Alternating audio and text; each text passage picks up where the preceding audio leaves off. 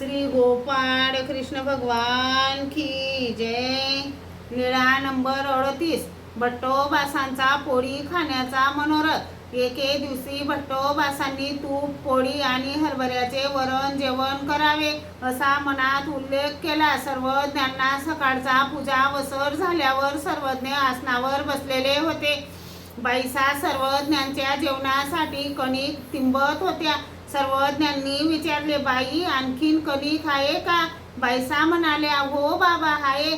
सर्वज्ञ म्हणाले, तर आणखीन तिंबा आणि हरभऱ्याच्या डाळीचे वरण करा। बाईसा म्हणाल्या, हो बाबा। मग बाईसाने आणखीन कणिक तिंबली, चण्याचे वरण घातले, पोळ्या केल्या। सर्वज्ञांना दुपारचा पूजा वसर केला। मग बाईसाने सर्वज्ञांसाठी ताट केले। सर्वज्ञ म्हणाले, वानऱ्या जेवायला या हो।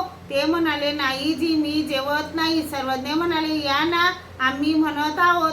हो जी, म्हणून आले। मग बाईसांकडून भट्टोबासांना वाढले पोळ्या, चण्याचे वरण, तूप असे तृप्त होईपर्यंत जेवले। हे भट्टोबास सन्निधानी शेवटपर्यंत आठवतच असायचे। श्री गोपाळ कृष्ण भगवान की जय।